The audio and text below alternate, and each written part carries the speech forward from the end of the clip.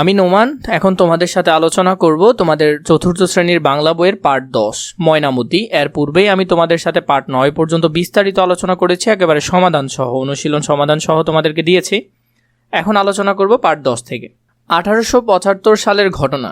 কুমিল্লার পাহাড়গুলোর পাশে রাস্তা তৈরি হচ্ছে, শ্রমিকরা মাটি কাটছেন। সেখানে হঠাৎ করে তাদের কোদালে পুরনো ইট উঠে এলো। এর আগেও মাটি খোঁড়ার সময় পুরনো কিছু জিনিস পাওয়া গিয়েছিল। এইসব থেকে ধারণা করা হয় এখানে একসময় সভ্যতা গড়ে উঠেছিল। এটা হলো সেই ময়নামতি। এই ময়নামতিটা একটু জায়গাটা দেখে রাখো। এর পরবর্তীতে আমরা যদি দেখি, পুরনো সভ্যতার নিদর্শনগুলো সাধারণত মাটির নিচে চাপা পড়ে থাকে। খুব সাবধানে খনন করে সেগুলো বের করা হয়। মাটি খুঁড়ে এমনই এক সভ্যতা পাওয়া গেছে কুমিল্লার ময়নামতিতে। কুমিল্লার লালমাই পাহাড় এলাকায় ময়নামতি অবস্থিত। তো কুমিল্লার যে এলাকায়, সেটা এলাকার নামটা একটু মনে রাখবে। এখানে 1955 সালে পুরনো সভ্যতার নিদর্শন অনুসন্ধানের কাজ শুরু হয়। তখন এখানকার ইতিহাস মানুষের কাছে স্পষ্ট হতে থাকে। জানা যায় এ এলাকায় অন্তত 30 জন রাজা শাসন করেছেন। কতজন? 30 জন। এবং ওদের সভ্যতাগুলোও এখানে ছিল। ময়নামতি এলাকায় কয়েকটি পুরনো বিহার পাওয়া গেছে। বিহারগুলো বৌদ্ধদের ধর্মচর্চা ও জ্ঞান চর্চার কেন্দ্র। তাহলে এখানে কিছু পুরাতন বিহার পাওয়া গেছে। আর বিহার মূলত কি? যেখানে বৌদ্ধরা জ্ঞান চর্চা করত, ধর্ম চর্চা করত, সেগুলোকে বলা হয় কি? বিহার। এখানকার সবচেয়ে গুরুত্বপূর্ণ বিহার হলো শালবন বিহার। তাহলে সবচেয়ে গুরুত্বপূর্ণ নামকরা বিহার কোনটি? শালবন বিহার। এটি প্রায় 1500 বছর পুরনো। প্রায় কত? 1500 বছর। বিহারটি আকারে বর্গকারের মতো, মানে এরকম 4 কোণার মতো। এর প্রতিটি প্রান্ত 550 ফুট লম্বা। তাহলে এটার প্রতিটি প্রান্ত কত? 550 ফুট লম্বা। এর মধ্যে 115টি ঘর আছে। কয়টি ঘর ছিল? 115টি। শালবন বিহারে ঘর কয়টি? 115টি। এইসব ঘরে বৌদ্ধ ভিক্ষুরা থাকতেন, মানে যারা জ্ঞান চর্চা করতেন ওরা থাকতেন।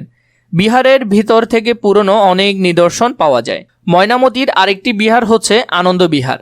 এটি আয়তনে সবচেয়ে বড়। তাহলে সবচেয়ে বড় বিহার কোনটি? আনন্দ বিহার হলো সবচেয়ে বড় বিহার। আনন্দ বিহারও প্রায় 1500 বছর আগের। এটি আকারে বর্গকারের মতো। এটাও প্রায় 1500 বছর আগের।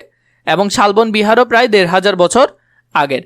এটাও আকারে বর্গকার, শালবন বিহারও আকারে বর্গকার। এর এক একটি প্রান্ত 650 ফুট লম্বা। এর এক একটা প্রান্ত কত? 650 ফুট লম্বা। এটা ছিল 550 ফুট, এটা 650 ফুট। ওই এলাকার মানুষের কাছে এটি আনন্দ রাজার বাড়ি নামে পরিচিত। তাহলে ওই এলাকার মানুষেরাকে কি নামে ছিল? আনন্দ রাজার বাড়ি। পোড়ামাটির নকশার এরকম কাজকে টেরাকোটা বলে। তাহলে এটা খুবই বেশি গুরুত্বপূর্ণ। টেরাকোটা কি? তোমাদের প্রশ্ন আসতে পারে।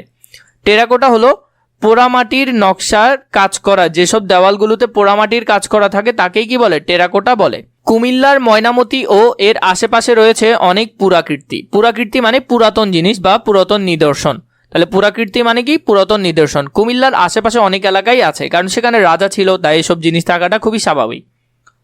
এখান থেকে পাওয়া গেছে গৌতম বুদ্ধের মূর্তি, মুদ্রা, অলংকার, সিলমোহর। সিলমোহর মানে হলো যে বিভিন্ন কিছুর মধ্যে যে আগেরকার রাজারা সিল মারত, সেই সিলমোহর। এছাড়া তামার পাতে লেখা রাজার আদেশের সন্ধান মিলেছে প্রায় 5000 বছর আগের হাতিয়ারের। তাহলে এর আগে তখনকার সময় লেখা হতো কি? তামার পাতে, মানে তামার বিভিন্ন প্লেট থাকতো এরকম, এগুলোর ওপর খোদাই করে লেখা হতো। এবং সাথে বিভিন্ন রকম হাতিয়ারও পাওয়া গেছে। এমনকি পাওয়া গেছে দৈনন্দিন ব্যবহারের অনেক গৃহস্থলী জিনিস। এইসব নমুনা সমৃদ্ধ অতীতের পরিচয় বহন করে। মানে আমাদের অতীতে যে একেবারে আমরা সমৃদ্ধপূর্ণ এলাকা ছিল, সেই হিসেবে এটা পরিচয় বহন করে। ময়নামতি জাদুঘরে তার কিছু নিদর্শন রাখা হয়েছে। এগুলো থেকে প্রাচীন ইতিহাস ও ঐতিহ্যের অনেক ঘটনা জানা যায়। এখানকার অনেক জায়গায় এখনও অনুসন্ধান করা হয়নি। অনুসন্ধান করলে হয়তো পুরনো সভ্যতার আরও অনেক নিদর্শন পাওয়া সম্ভব। তাহলে এখনও পর্যন্ত কিছু জায়গা আছে যেখানে এখনও পর্যন্ত কোনো ধরনের অনুসন্ধান করা হয়নি, সেখানে অনুসন্ধান করলে আরও কিছু জিনিস পাওয়া যেতে পারে। অর্থ জেনে নেই। অনুসন্ধান মানে খোঁজা, অন্তত মানে কমপক্ষে, খনন মানে খোঁড়া, যেখানে সবার দেখার জন্য মূল্যবান প্রাচীন নিদর্শন রাখা হয়। টেরাকোটা, নকশা করা পোড়ামাটির ফলককে বলা হয় টেরাকোটা। নিদর্শন মানে নমুনা, চিহ্ন বা উপকরণ। পুরাকীর্তি মানে প্রাচীনকালের নিদর্শন। বিশ্ববিদ্যালয়, উচ্চতর শিক্ষা প্রতিষ্ঠানকে বিশ্ববিদ্যালয় বলা হয়। বিহার, বৌদ্ধ ধর্মদের শিক্ষা ও ধর্মচর্চার কেন্দ্র ছিল বিহার। ভিক্ষু, বৌদ্ধ সন্ন্যাসীদেরকে ভিক্ষু বলা হতো। মুদ্রা, ধাতুর তৈরি পয়সাকে মুদ্রা বলা হতো। সভ্যতা, উন্নত জীবনযাত্রাকে বলা হয় সভ্যতা। সিলমোহর, নাম বা অন্য কোনো নমুনার ছাপাকে বলা হয় সিলমোহর।